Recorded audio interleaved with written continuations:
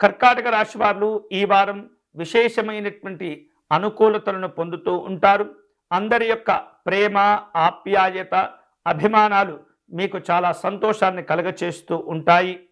అన్నదమ్ములతో, ఇతరమైనటువంటి జ్ఞాతులతో వివిధ రూపాల్లో మీకున్నటువంటి ఏవైతే ఆస్తులకు సంబంధించినటువంటి అంశాలు ఉంటుంటాయో వాటి విషయంలో కొంత ఒత్తిడి ఉన్నప్పటికీ నెమ్మదిగా ఆ యొక్క సమస్యలను కూడా మీరు పరిష్కారం చేసుకోగలుగుతారు. ఆర్థిక స్థితిగతులు గత వారం కంటే మెరుగయ్యేటటువంటి పరిస్థితులు కనిపిస్తున్నాయి. ఆధ్యాత్మిక సేవా కార్యక్రమాల్లో పాల్గొంటూ ఉంటారు. వృత్తి, ఉద్యోగ విషయాల్లో కుటుంబ పెద్దలు అప్పజెప్పినటువంటి బాధ్యతలన్నీ కూడా నెరవేర్చేటటువంటి ప్రయత్నాలు చేస్తుంటారు.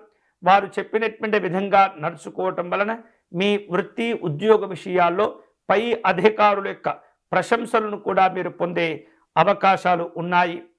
గృహ నిర్మాణాది కార్యక్రమాలన్నీ కూడా ఈ వారం సానుకూలమవుతూ ఉంటాయి.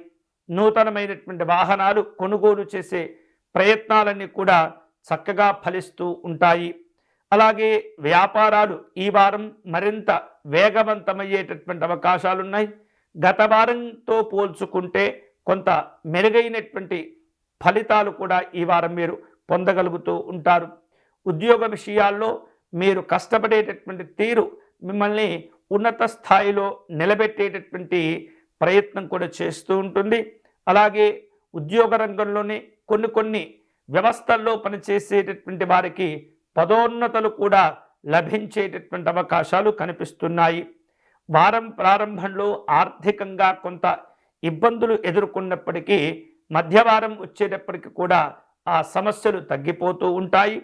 అలాగే ఆరోగ్య విషయాల్లో కూడా ఏమాత్రం కూడా మీరు అశ్రద్ధ చేయకుండా ఎంత ఒత్తిడి ఉన్నప్పటికీ, ఎన్ని పనులు ఉన్నప్పటికీ సమయానికి ఆహారం తీసుకోవటం, విశ్రాంతిని తీసుకోవటం అనేది ఖచ్చితంగా మీరు నియమంగా పెట్టుకోవాలి. అలాగే వివిధ రూపాల్లో అనుకూలతలు పొందేందుకు కూడా మానసికమైనటువంటి ఉపాసనా బలాన్ని పెంచుకునేటటువంటి ప్రయత్నం చేస్తుండాలి. అంతేకాకుండా గతంలో చేపట్టి ఆగిపోయినటువంటి పనులు ఏవైతే ఉంటాయో వాటి యందు కూడా మళ్ళీ మంచి ఆలోచనలు చేసి ముందుకు తీసుకువెళ్ళే ప్రయత్నం చేస్తుంటారు. ఈ వారం శుభకరమైనటువంటి ఫలితాలు పొందేందుకై మహాలక్ష్మి అమ్మవారిని పూజించటం, ధ్యానించటం మంచిది.